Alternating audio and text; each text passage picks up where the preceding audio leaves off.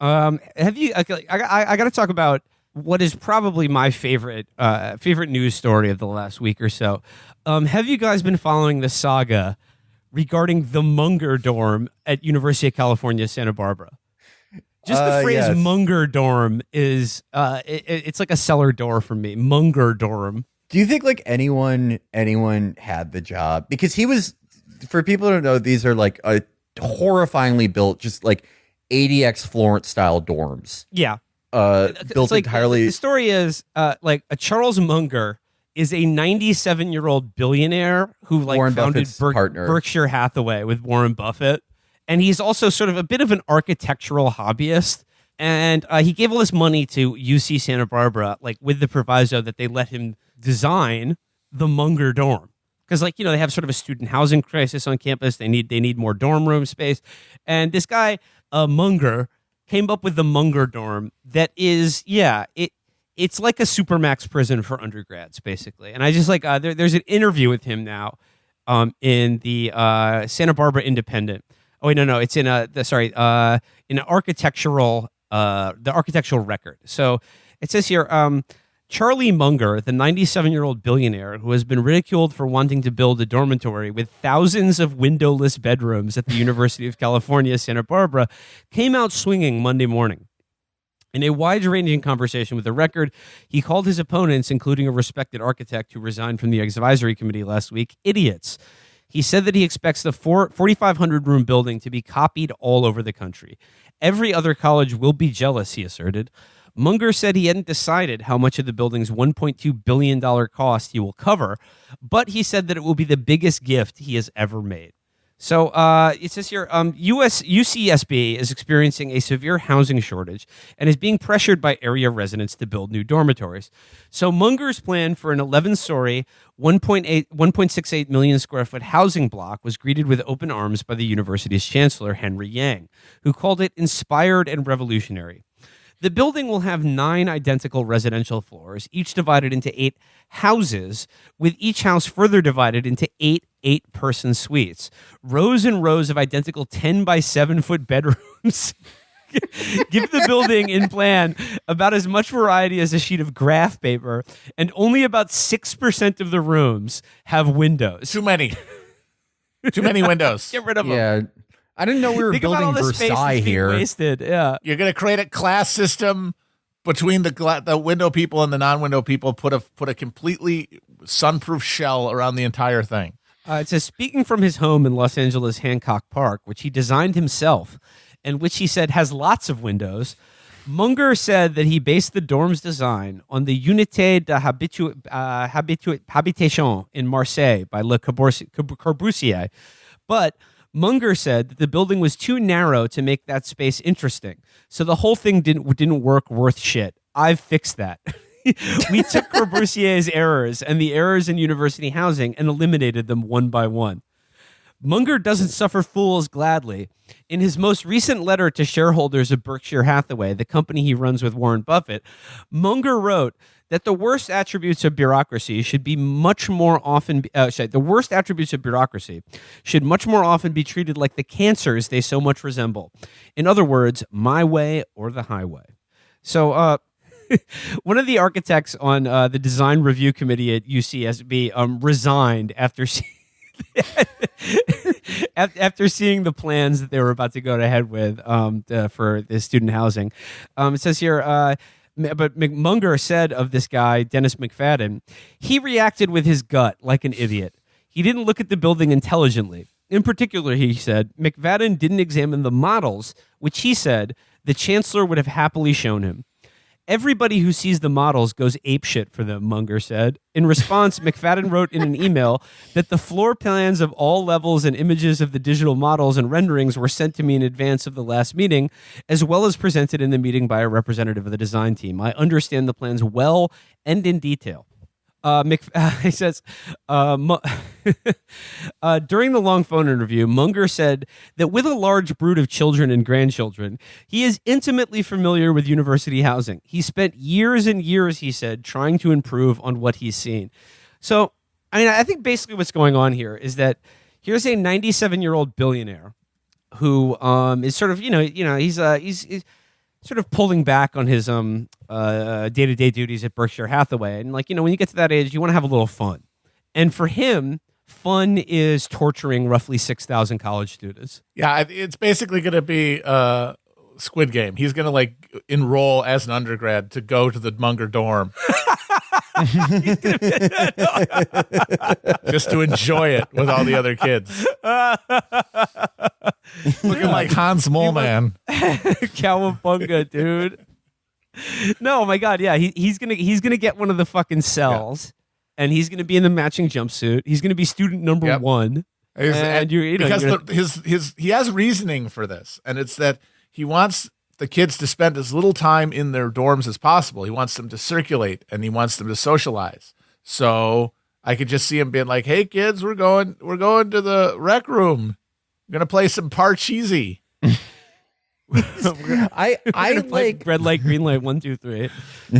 Don't play too much bridge out there. I like any story with subtext, and this is brimming with it. A billionaire, after doing what Berkshire Hathaway does and nickel and diming everyone from the underclass all the way to sort of like the lower to regular middle class for its entire run, and then running out of people to do that to, and then finally getting to sort of middle class, upper middle class people and being like, "Hey, sorry, standard of living's going down. Fuck you." Yep. Get in the pod. Yeah. Everybody get in the pod. Just on your way out, like making this in your own time when you're like 98. Just be like, fuck you. He's 97 years old. Yeah. Fuck you. You have to go to college like you're Larry Hoover. He says, describing the process of designing the UCSB building, he said, "We took the penthouse space, which is what everybody wants, which is twice as valuable as ordinary space, and gave it to the students." I mean, that's very generous of him in designing a college dorm that he would give some of the fucking penthouse space to students. What was the alternative? I mean, just places for him to personally live and watch them all through closed circuit cameras. It's like Sliver. Yeah. He's like William Baldwin in Sliver. It says here, that, of course, works like gangbusters. One of the penthouse amenities, he said, would be a Costco store. Munger has been a Costco director since 1997. Okay. This is the best idea I've ever heard. Felix has now won over to this. Felix is completely won over to this. Okay. Think about it. Fuck college students. That's it. No, good point. Good point. Yeah. Hard to argue against. I have no other argument. He said there would also be a club for resident advisors and classrooms that will be converted into recreational spaces at night. No one has ever done that, he said, adding, "It's all about the happiness of the students. We want to keep the suicide rate low." It's just like, I mean, he's just having fun. Having a good time. He's in the having fun mode of his life, and he's just like, yeah. I'm trying to design a building that will look. The number one thing, we don't want college kids. No, we do not want that. Living in this maddening children are our like future. Fucking hellhole. I like to think that he, on his desk, amongst all of his different iterations of this, he has like a theoretical concept that's like that death roller coaster where every student would kill themselves. Yeah, and he's like, but we're not going to use that one. That would be too many. This is the optimal number of suicide. You can't have 0. That's just not feasible. No. But this is the optimal amount, minimal amount of lawsuits and haunting stories that kids tell themselves about ghosts wandering the halls. I mean, the best part, should just like lean into making it Supermax. Like it should be like there should be no suicides because they take your shoelaces and your belt when you move in. You got, instead of a mirror, you just have like a buffed piece of metal that you can look into. You to like study with people, you just pass kites during the like 10 minutes of rec time every day. And then if you're in a frat, that's like a white collar. That's like a Michael Cohen prison. Yeah. See, I think like one of the benefits of these sort of closet style rooms is that each one there are no windows, keep in mind, and each one is hermetically sealed off from the other and has a small reserve of sarin nerve gas that if you would like to press the suicide button is available to you. But ideally, like they'll be so nice that you won't press the college suicide button. You probably will not press the gas button and kill yourself. No. And everyone else in in the cube. The gas button is right next to the light switch. That is true. It says here, there's a lot of really interesting, there's a lot of like nice color about Munger and the Hmong lifestyle. He says, after designing the 2 amenity floors, he says, we had to figure out how to house the students. It took a year. After I added the Costco to the building, of which I serve as on the board of directors, then we had to figure out what to do with all the people that it's supposed to cram in there. You can live in Costco. You absolutely And could. it's, like, fine. And many, honestly, I think Yeah. in the relatively near future, many people will.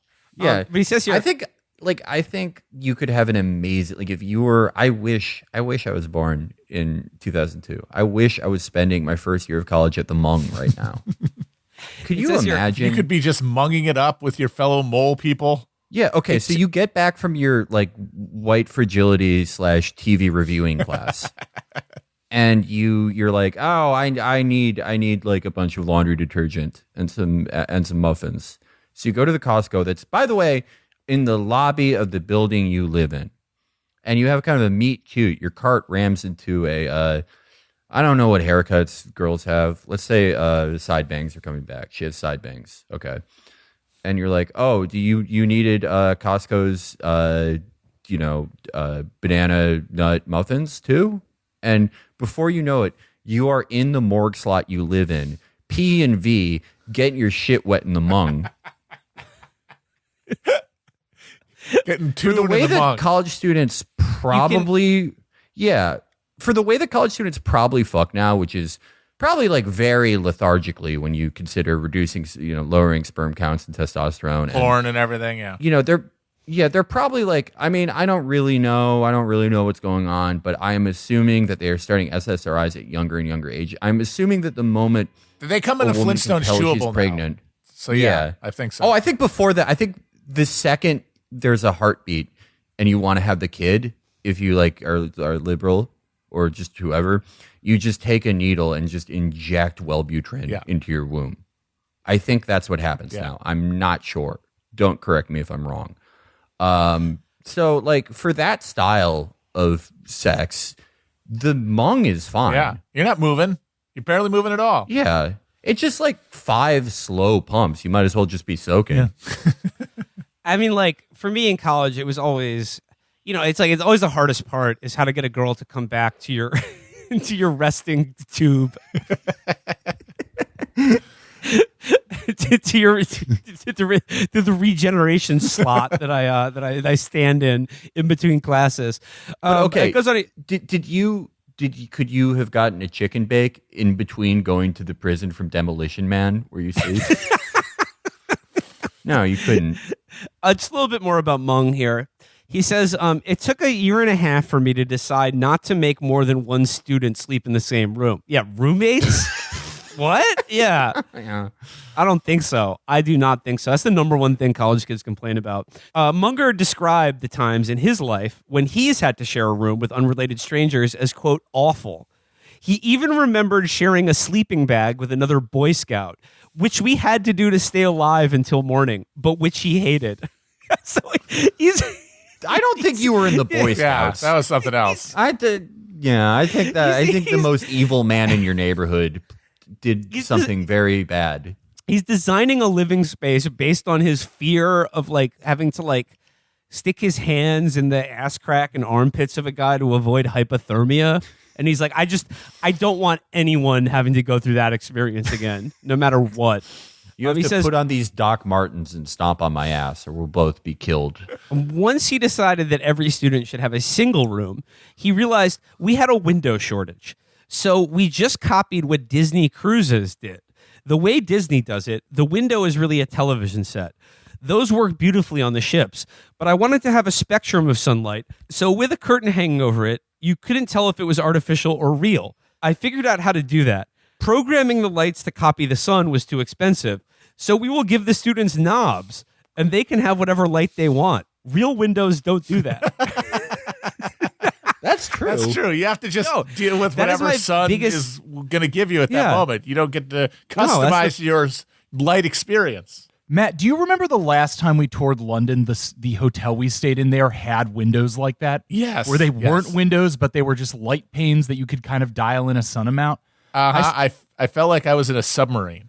Yes, we stayed in those rooms for 2 nights, and after 48 hours, I felt like I was going insane. Yeah. Like waking up in pitch blackness and having to dial in artificial light to like simulate light cell. I felt like I was in some 1950s experiment that you would do with a capuchin monkey. Yes.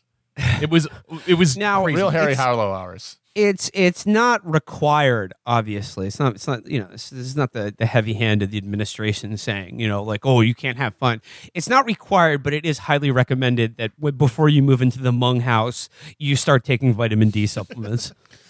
Because, I mean, yes, you will have a dimmer, but like that is the one thing that that Windows do provide, or just the sun in general. He said he doesn't see a problem with windowless rooms. It's quite endurable, especially with good ventilation. That's what you want to see on the Yelp review anywhere you go. Endurable. I think you'll find that Jolly Roger is eminently endurable. He says it's quite endurable, especially with good ventilation. Nobody minds going into a basement restroom and peeing because there's no window.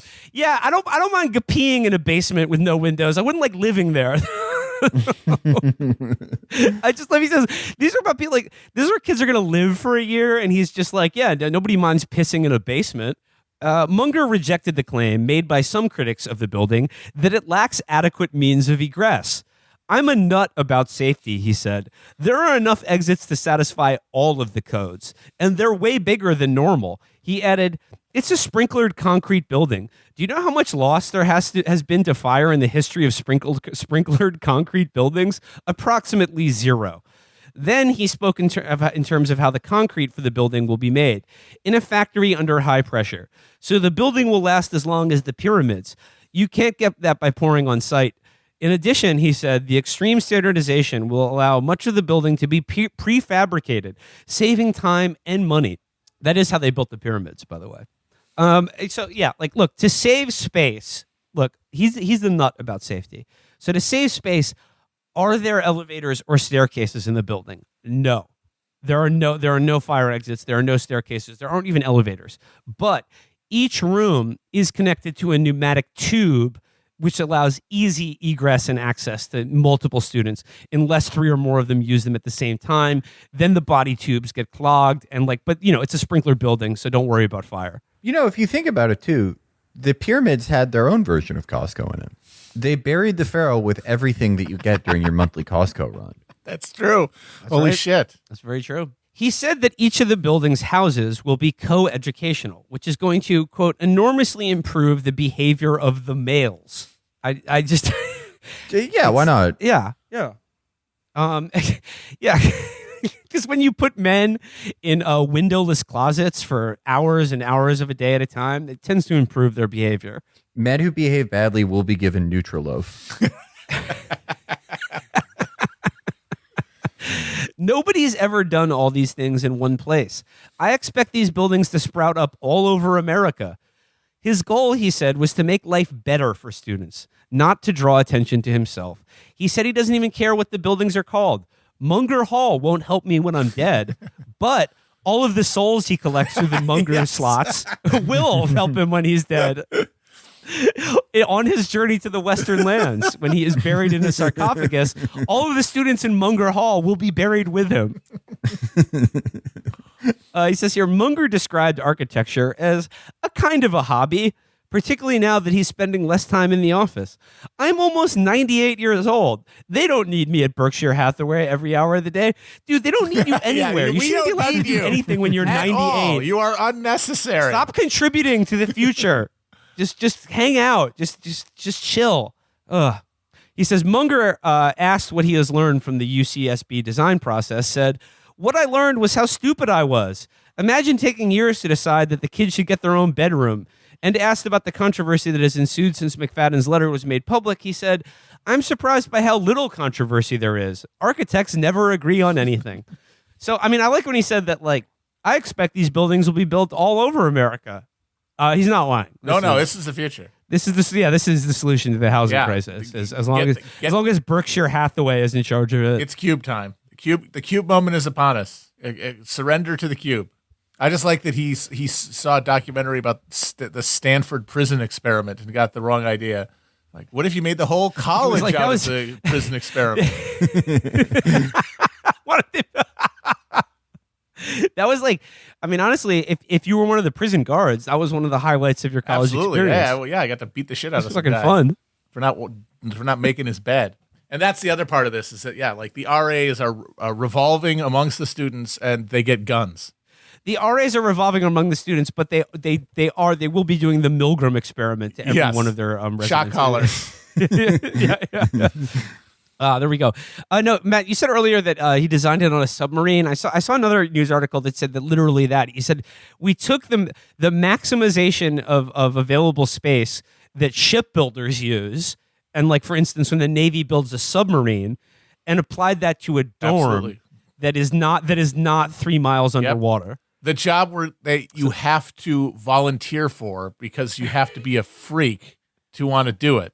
And you're just going to cram all the undergrads in there. But like, who wouldn't want to live in a submarine for 9 months out of the year? Think how fun it would be. great. All the amenities are so close by. It's true. What if there was like, maybe we should cut this out because this is like too good of an idea. But what if there was like a military submarine, but it was the weed smoking one? Well, And that's the basically smoking dorm, that's what the smoking Yeah, that's sub? what the Hmong is. The Hmong is like U571 or Das Boot, but they're ripping legal buds in Cali. U420. Oh yeah. Yes. There we go. Oh, and I mean, I suppose that this isn't a problem now because there's no roommates. But you fellas, you remember back in college, and you got a lady back in the dorm room, but you want to keep your roommate out of the room. You sort of like leave a sock or a tie on the door. I mean, even though there's no roommates, if you'd like it to make aware to the to the Costco guards that you're getting it in, you can just set your light meter to a certain level, and it would alert the people tubes that way the people tube won't open in your room when you're getting it in. Well, like dusk setting. I know we've talked about NFTs. I know we've talked about crypto. I know we talked about sending GameStop to the moon and rescuing AMC theaters. The next cool thing though, tungsten. We cubes. love the cubes, folks. No, it's like we're gonna live in cubes and we're gonna like look at the cubes in the cubes. It's the dawn of the cube. of the age of cubes. So it says they bought the Bitcoin dip. They took GameStop to the moon. Now the online investor army has a new favorite thing to buy and hold: small tungsten cubes. This is courtesy of the Wall Street Journal. It says here, even in a year that has featured dog meme cryptocurrencies and rappers shilling S-packs, tungsten cubes stand out. They are as inert as they sound, gray, an inch or two on each side, and 1.7 times as dense as lead. A major selling point, according to Amazon.com's product page, is that they are extremely heavy for their size. That's the main thing I look for in any That's product. a selling point. I mean, I'm listening.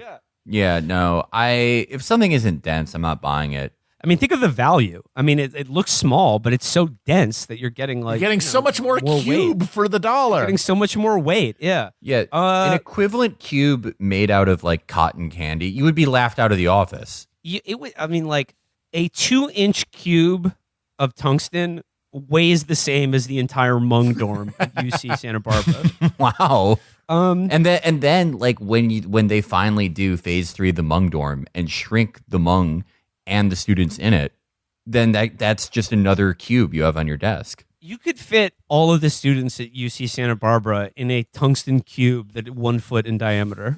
And they will be doing that. Oh, shortly. 100%. Thanks to Warren Buffett. It says here, that is also their main source of appeal to crypto bros and other enthusiasts who caused a run on supplies at a major tungsten provider in recent weeks. They are shelling out around $400 a piece for 2-inch cubes weighing around 5 pounds, or $3,000 for the 4-inch version, as heavy as a low horsepower outboard motor, and almost 3 times the price.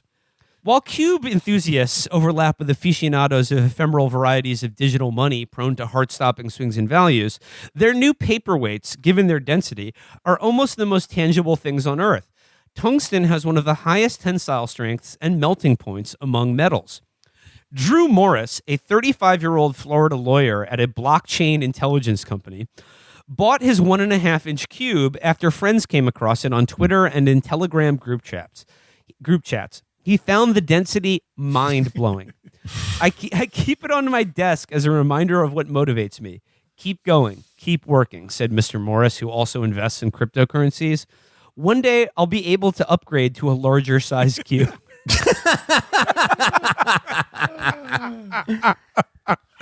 Oh man. I feel fucking I mean I'd laugh if it wasn't so sad, but I feel pity for all these broke boys out there with small ass cubes on their desks. I'm sitting on a tungsten cube right now. Yeah, women are just like, they're not getting with cubeless men. Nope. Cubists like Mr. Morris got recent inspiration from a niche corner of online life, financial Twitter. FinTwit, as it is called, typically consists of investors, small and large, debating the direction of markets, the prospects for inflation, and recipes for grilled meats. Lately, photos of smoked brisket have given away to pictures of cubes. There's only so much meat you can smoke before you go, what am I doing? This is hollow. It's just this. There's how much can I pay? How much money can I pay for fucking fake Wagyu? And then your mystification is lifted when you realize, oh, I could be caring about cubes. Something that has a real value. That's what happened. Something that's really meaningful. That's what happened. Someone was like, your life is totally hollow. And then one of these guys was like, what's the opposite of hollow?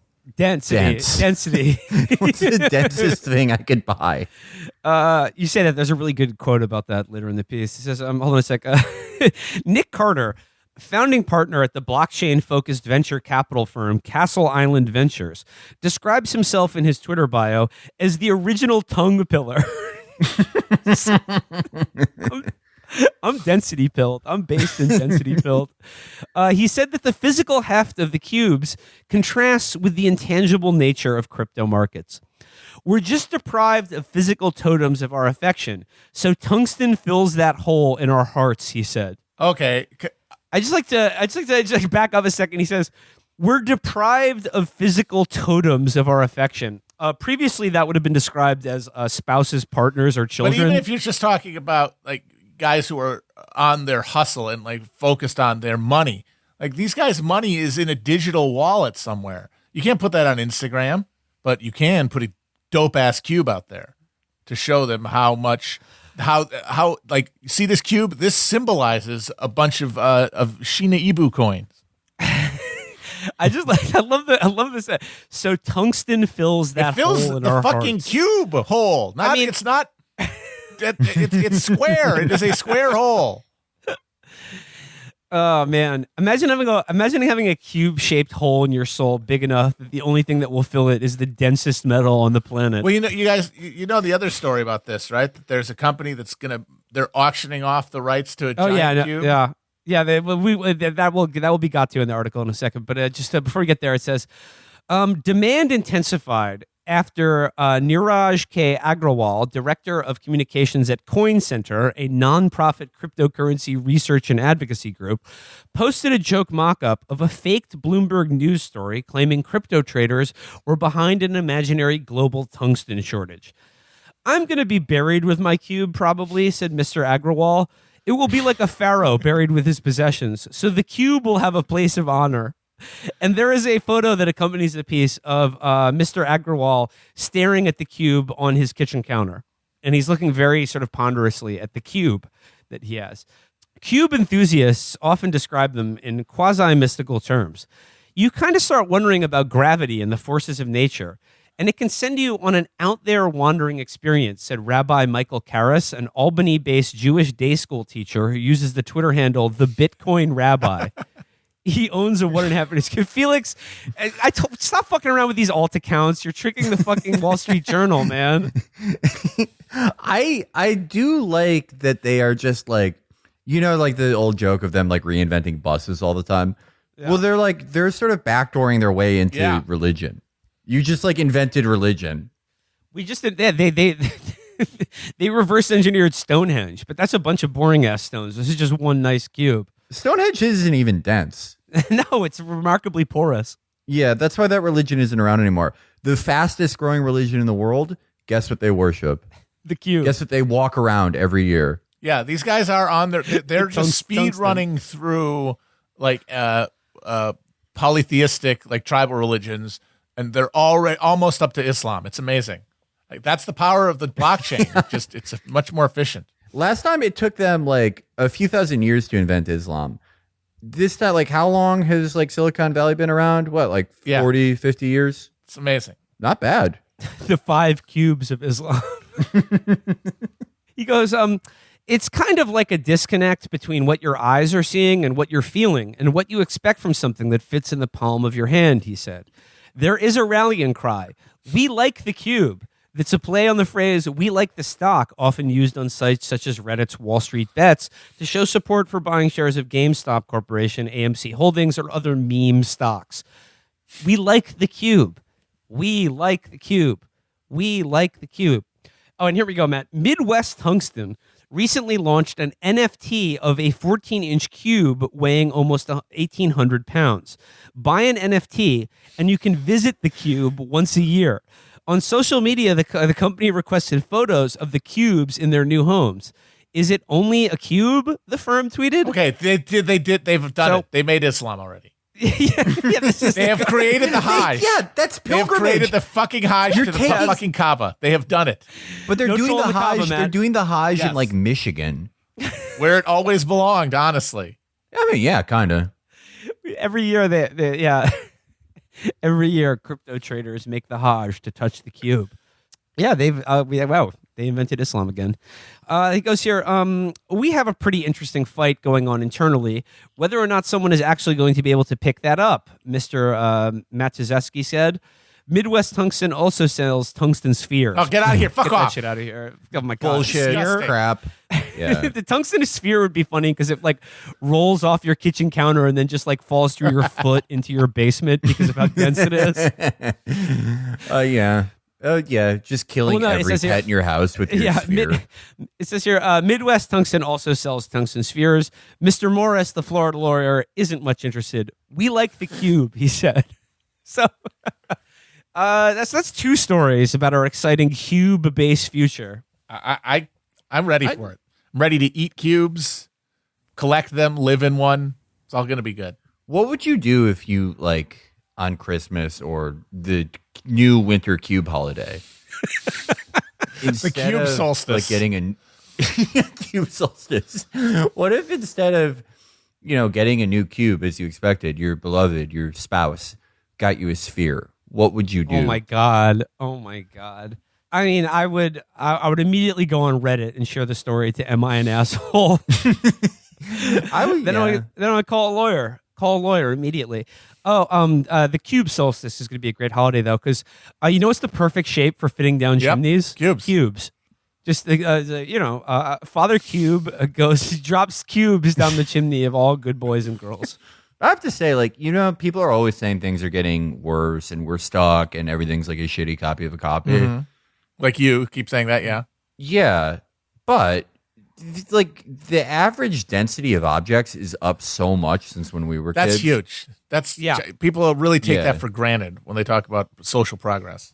I remember the first cube I got as a kid. It like blew away in a strong wind. I never saw it Fucking again. sucked. I cried. I How I cried. Yeah. I was given a cube after 9/11. And when you just iron shit, weighs about as much as you would expect looking at it. Crap. The first time I put my cube through the washing machine, it was fucking done. It was ruined. If you think about it, John D. Rockefeller was the richest man in the world, but the density of his cubes was probably just the average guy who if you work at Costco now, you probably have cubes 10 times denser than anything Rockefeller had. 1,000,000%. Yep. I think there should be a way to buy a tungsten cube, like a fairly sizable tungsten cube that is held in orbit on some sort of like satellite platform. And then if you buy it, you can drop it on a location on the surface of the planet. I was thinking about the guy who is getting buried with his cube.